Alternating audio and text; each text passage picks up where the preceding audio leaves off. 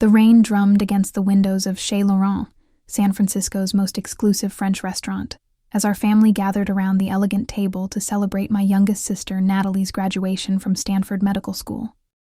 At 38, I should have felt nothing but pride watching my baby sister achieve her dream of becoming a doctor. But the familiar knot in my stomach reminded me that family celebrations in the Chen household had always been complicated for the daughter who'd chosen a different path. While my parents beamed with joy and my other sister Catherine raised champagne toasts to Natalie's incredible achievement, I sat quietly in my designer dress, calculating the cost of the evening, and knowing that despite my success as a tech entrepreneur, I would always be the family disappointment who dropped out of pre-med to pursue what they considered a frivolous career in Silicon Valley. Growing up in our traditional Chinese-American family in the Richmond district meant living under the weight of expectations that felt both suffocating and impossible to meet. My parents, Dr. James Chen and Dr. Linda Chen, had immigrated from Taiwan in the 1970s, with advanced degrees in chemistry and medicine, building successful careers while maintaining the cultural values that prioritized education, professional achievement, and family honor above all else. They'd raised 3 daughters with the clear understanding that we would follow in their footsteps, become doctors, lawyers, or engineers, who would bring honor to the Chen family name and justify the sacrifices they'd made to give us opportunities in America. Catherine had fulfilled every parental dream by becoming a successful cardiologist, marrying another doctor, and producing 2 brilliant grandchildren who were already showing signs of academic excellence at ages 8 and 10. Natalie had followed the prescribed path even more perfectly, graduating summa cum laude from UC Berkeley before being accepted to Stanford Medical School, where she'd excelled in every rotation and secured a prestigious residency at UCSF. Then there was me, Rachel Chen, the middle daughter who'd shocked everyone by dropping out of her pre-med program at UCSF after 2 years to start a software company that nobody understood and everyone assumed would fail spectacularly. The irony wasn't lost on me that the daughter they considered their greatest disappointment was also their most financially successful. My company, Neuralink Technologies, specialized in AI applications for healthcare systems, and had gone public 3 years ago, making me worth more money than my parents and sisters combined. But in a family where prestige came from saving lives rather than making money, where respect was earned through medical degrees rather than business acumen, my financial success felt hollow when it came to earning the acceptance I'd craved since childhood. Tonight's celebration would prove once again that achievement without their approval meant nothing in the Chen family hierarchy. As we settled into our seats at the restaurant's most coveted table, a corner booth with views of the Golden Gate Bridge that I'd specifically requested when making the reservation, I could already sense the familiar dynamic emerging. My parents flanked Natalie like proud sentries, asking detailed questions about her residency and beaming at every answer. Catherine held court from across the table, sharing stories about her own medical training and offering sage advice about navigating the challenges of a medical career. I sat at the end of the table, included in the physical gathering, but excluded from the meaningful conversations about the career path I'd abandoned and the family legacy I'd failed to honor. The evening's celebration would unfold exactly as I'd predicted. Hours of medical shop talk, stories about saving patients' lives, discussions about the nobility of serving others through medicine, and carefully polite questions about my tech work that everyone clearly considered less important than real careers that helped real people. But what I hadn't predicted was the whispered comment from Catherine that would finally make me understand exactly where I stood in my family's estimation, and the quiet revenge that would show them exactly what my presence in their lives was actually worth. Sometimes the most powerful statement isn't what you say, it's what you pay for while everyone else assumes you don't belong at the table. The dinner began with the ritual of ordering from Chez Laurent's famously expensive menu, with my parents insisting that money was no object for Natalie's celebration. I watched with quiet amusement as they perused the wine list, selecting a $400 bottle of Bordeaux to mark the occasion, followed by appetizers that cost more than most people's weekly grocery budget. Catherine added her own flourish by ordering the chef's tasting menu for everyone, explaining that Natalie deserved the full experience of San Francisco's finest dining. The total bill was climbing toward 4 figures before our first course arrived, but nobody seemed concerned about the cost. After all, this was a once-in-a-lifetime celebration for the family's newest doctor. As the evening progressed, the conversation naturally gravitated toward medical topics that excluded me entirely. My parents shared stories about their own residency experiences. Catherine offered detailed advice about specialization choices, and Natalie glowed under the attention of finally joining the family profession. They discussed complex surgical procedures, difficult patient cases, and the intellectual satisfaction of diagnostic challenges with the passion of people who'd found their true calling. I contributed occasionally with general questions or supportive comments, but it was clear that I was an observer rather than a participant in these conversations about the career I'd abandoned. Rachel never understood the satisfaction of helping people, Catherine said, during a discussion about choosing medicine over more lucrative careers, her voice carrying the subtle condescension she'd perfected over decades of family gatherings. She always prioritized making money over making a difference. The comment stung, not because it was intentionally cruel, but because it revealed how little my family understood about what I'd actually built with my company. Neuralink Technologies had revolutionized diagnostic software used in hospitals worldwide, probably saving more lives through efficient medical technology than any individual doctor could impact. But explaining that would sound defensive, and nobody at the table would truly believe it anyway. My mother nodded thoughtfully at Catherine's observation, adding her own gentle disappointment. We always hoped Rachel would return to medicine eventually. It's never too late to go back to school and finish what she started. The suggestion that my current career was merely a detour rather than a legitimate life choice highlighted how completely they'd failed to understand my professional achievements. I'd been featured on the cover of Forbes, given keynote speeches at major tech conferences, and built a company that employed over 300 people. But none of that mattered in a family where success was measured exclusively by the ability to write prescriptions and perform surgeries. Natalie, to her credit, tried to include me in the conversation by asking about my work, but her questions revealed the same fundamental misunderstanding that plagued my entire family's perception of technology careers. "So you make apps for hospitals?" she asked with genuine curiosity but obvious oversimplification. When I tried to explain the complexity of AI-driven diagnostic systems and their impact on medical efficiency, I could see eyes glazing over around the table. They understood the human drama of medicine, life and death decisions, emotional patient interactions, the nobility of healing. But the technical innovation that made modern medicine possible was invisible to them. The most painful moment came when my father raised his wine glass to toast Natalie's achievement, his voice thick with emotion as he spoke about the pride of watching his daughter follow in the family tradition of service and healing. "To Natalie," he said, his eyes glistening with tears, "for choosing a career that matters, for dedicating her life to helping others, and for bringing honor to our family name." The toast was beautiful and heartfelt, celebrating values I genuinely respected, but the implicit message was clear.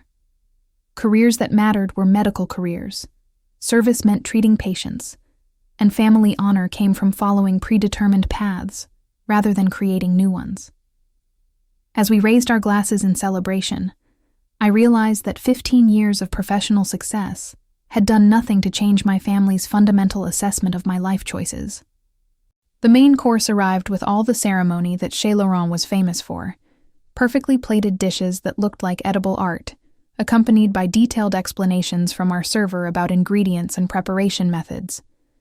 I had ordered the restaurant's signature dish, a $85 duck breast that I barely tasted, as I listened to my family continue their medical discussions. The irony of sitting in one of the most expensive restaurants in San Francisco, surrounded by luxury I could easily afford, while feeling like an unwelcome outsider at my own sister's celebration, wasn't lost on me. Money could buy the finest experiences, but it couldn't purchase acceptance from people who fundamentally didn't value what you'd achieved to earn it. Catherine had positioned herself as the evening's unofficial expert on medical careers, regaling the table with stories from her cardiology practice and offering Natalie advice about navigating residency politics. "The key is establishing yourself early as someone who's serious about medicine," she explained, with the authority of someone who'd never doubted her place in the medical hierarchy. You can't let yourself get distracted by outside interests or alternative career paths. Medicine demands complete dedication." Her words felt like a pointed reference to my own distraction with technology, though she maintained the plausible deniability of speaking generally about medical careers. As dessert arrived, an elaborate chocolate soufflé that cost $45 per person, the conversation turned to future plans and family expectations. My parents spoke excitedly about having 2 daughters in medicine, discussing the possibility of Catherine and Natalie collaborating on research projects, or perhaps opening a family practice together someday. "It's wonderful to have daughters who understand the importance of meaningful work," my mother said, her voice warm with satisfaction. "Professional success means nothing if you're not helping people." The comment wasn't directly aimed at me, but in a family where subtext carried more weight than direct conversation, the message was unmistakable. The breaking point came as we were finishing dessert, and my father was telling another story about his early days as a resident. Catherine leaned over to me, her voice low enough that only I could hear, but her words clear and deliberate. "You know you don't really belong here, right? This is a celebration for people who actually matter to this family." The casual cruelty of her whispered comment hit like a physical blow, confirming what I'd suspected but never heard stated so directly. In my sister's mind, and presumably in my family's collective assessment, I was an outsider at my own sister's celebration, present by obligation rather than genuine inclusion. I sat frozen for a moment, processing the magnitude of Catherine's dismissal and the years of subtle exclusion that had led to this moment of brutal honesty. Around me, the celebration continued with my parents sharing proud stories about their medical careers, and Natalie glowing under the attention of finally joining the family profession. The expensive wine flowed, the elaborate meal reached its conclusion, and everyone seemed genuinely happy except for the daughter who was paying for an evening where she'd just been told she didn't belong. But as I reached for my purse and quietly signaled our server, I realized that Catherine's cruel comment had given me exactly the clarity I needed about my place in this family, and exactly the opportunity I wanted to make a statement about the value of the outsider they were so eager to dismiss. The server approached discreetly, and I handed him my Black American Express card without fanfare or announcement. "I'll take care of the entire bill," I said quietly, watching his eyes widen slightly as he calculated the total that had climbed well over $1,200 for our party of 5. "And please add a 25% tip for yourself and the kitchen staff. This has been an exceptional evening." As he walked away to process the payment, I sat back and watched my family continue their celebration, none of them yet aware that the daughter who didn't belong was about to demonstrate exactly what her presence at the table was worth, and what they'd lose when she finally stopped trying to earn acceptance from people who would never freely give it. The receipt arrived discreetly on a small silver tray, and I signed it without drawing attention to the transaction taking place at our table. The total was $1,147.50 before tip, a sum that represented more money than my parents had probably spent on dining out in the past 6 months, but barely registered as significant compared to my monthly income from Neuralink Technologies. As I placed my card back in my wallet, I felt a strange sense of calm settling over me, as if Catherine's cruel whisper had finally given me permission to stop pretending this family dynamic could ever change through my efforts to prove my worth. The conversation around the table continued to revolve around Natalie's bright future in medicine, with my parents sharing increasingly sentimental stories about watching their daughters grow up to become doctors. "We always knew our girls would do something special with their lives," my father said, his voice thick with emotion and wine. "It's every parent's dream to see their children dedicated to helping others." The plural girls felt intentionally limited, referring to the 2 daughters who'd chosen acceptable careers rather than all 3 daughters they'd raised. I was sitting right there, but somehow not included in his vision of children who'd made him proud. Catherine basked in the glow of being the established medical professional at the table, offering wisdom about work-life balance and the satisfaction of a career in service to others.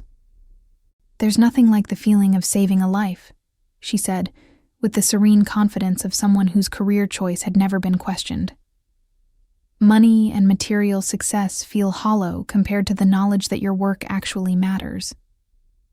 Her words were clearly directed at me, though she maintained eye contact with Natalie while delivering what amounted to a philosophical critique of my entire professional life. My mother seized on Catherine's comment to share her own thoughts about meaningful work and family values.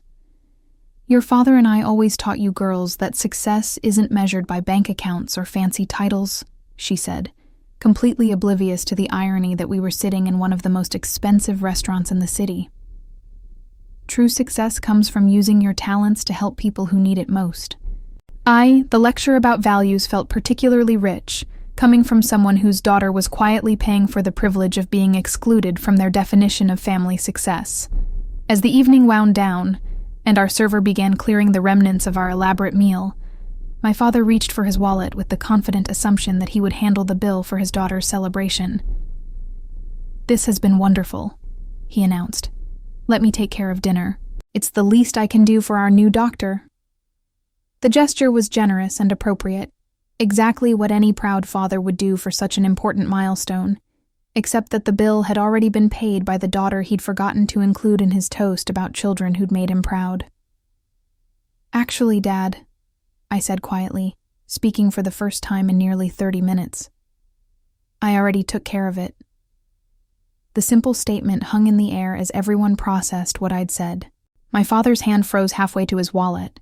Catherine's confident expression shifted to confusion, and my parents exchanged glances as they tried to understand when and how I'd managed to pay a bill that none of them had even seen yet. "I wanted to contribute to Natalie's celebration," I continued, my voice calm and matter-of-fact. "It seemed like the right thing to do for such an important family milestone." The silence that followed my announcement was profound and telling.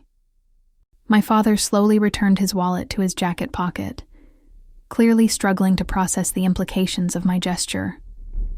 Catherine's face cycled through confusion, surprise, and finally a flash of something that might have been embarrassment as she realized the daughter she'd just told didn't belong had been quietly covering the cost of everyone's celebration. My mother looked genuinely shocked, as if the idea that I might pay for an expensive family dinner had never occurred to her as a possibility. "Rachel, that's very generous," my father said finally, though his tone suggested he was still trying to understand the dynamics of what had just happened. "But you didn't need to do that. This was supposed to be our treat for Natalie." His protest felt obligatory rather than genuine, the automatic response of someone whose authority had been quietly undermined, but who wasn't sure how to reassert control over the situation. The traditional family hierarchy, where parents paid for celebrations and children graciously accepted their generosity, had been disrupted by the daughter they'd consistently undervalued. Natalie, to her credit, looked uncomfortable with the tension that had suddenly emerged at what should have been her triumphant evening.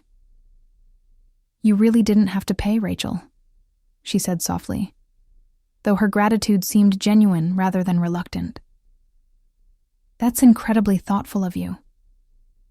Her reaction was the most authentic of the evening, unmarked by the complex power dynamics and subtle resentments that had characterized every other family interaction. She was simply appreciative of a generous gesture, without the layers of complicated family history that made everything else fraught with unspoken meaning.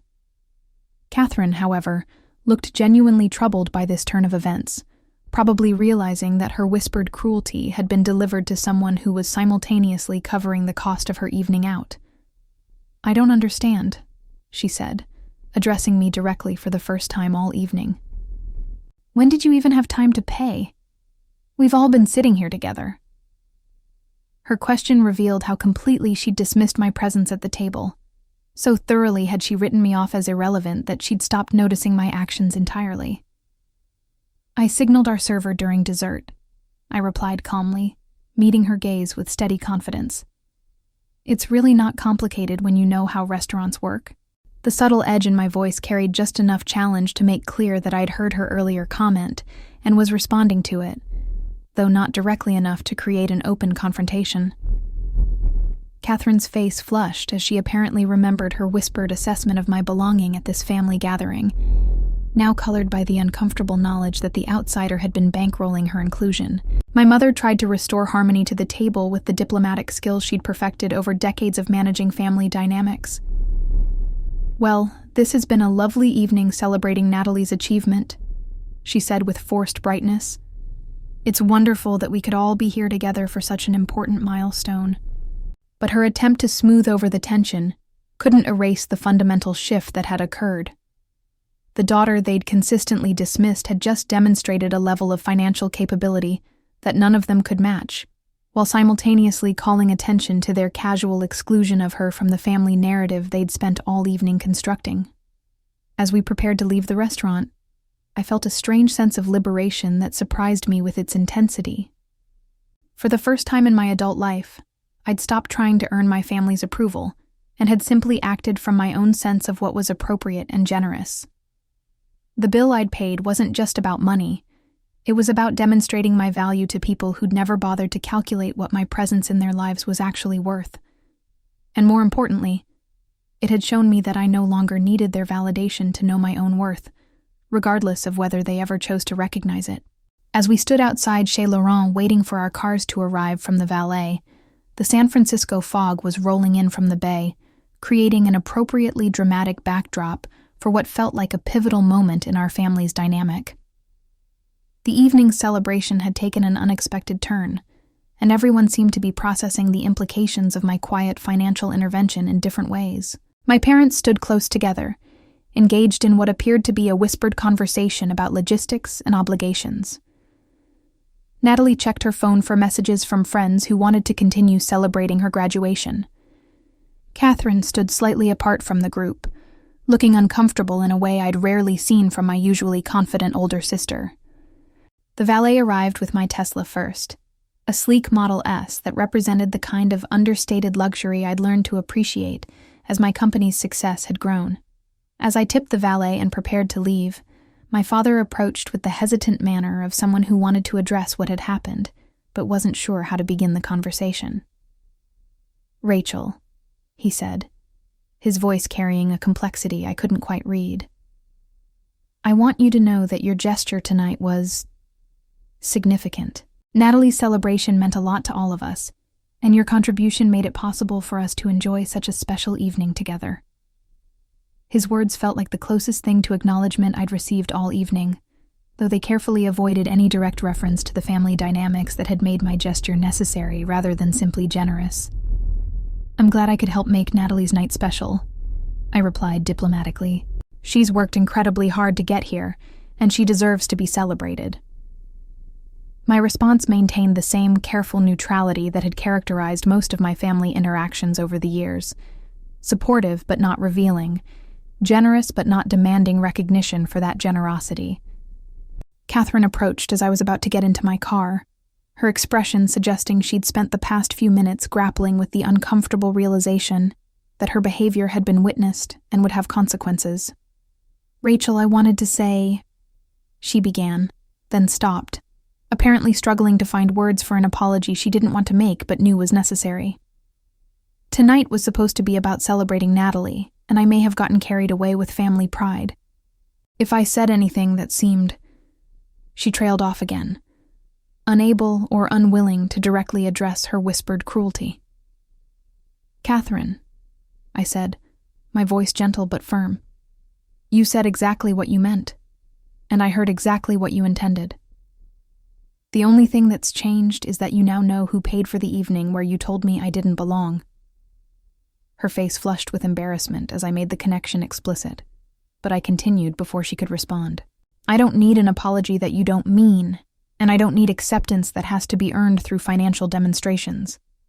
What I needed was clarity about my place in this family, and you gave me that perfectly." As I settled into my car and prepared to drive back to my apartment in Soma, I felt a profound sense of resolution about the evening's events. The expensive dinner had been worth every penny, not for the food or wine, but for the education it had provided about family dynamics I'd been trying to change for 15 years. Catherine's whispered comment had been cruel, but it had also been honest in a way that years of polite tolerance and subtle dismissal had never achieved. She'd finally said what they all believed, and I'd finally responded in a way that made my own position clear. The drive through San Francisco's foggy streets gave me time to process what had fundamentally shifted during Natalie's celebration. I was done trying to prove my worth to people who measured value exclusively through their own narrow criteria. I was done paying for inclusion in family narratives that would never truly include me. And most importantly, I was done believing that their approval was necessary for my own sense of accomplishment and self-worth. The $147 I'd spent on dinner wasn't just payment for an expensive meal. It was the final installment on a debt I'd been trying to pay my entire adult life. The debt of proving I belonged in a family that had never made room for who I actually was. Tomorrow, I would wake up in my beautiful apartment, go to my successful company, and continue building technology that genuinely helped people around the world. My bank account would barely register the cost of tonight's dinner, but my emotional account had been fundamentally rebalanced. The daughter who didn't belong had finally stopped trying to belong, and in that liberation had found something far more valuable than family acceptance: the unshakable knowledge of her own worth, independent of anyone else's ability or willingness to recognize it. Sometimes the most expensive lessons are also the most valuable, and tonight's education had been worth every penny I'd quietly paid for the privilege of finally understanding exactly where I stood.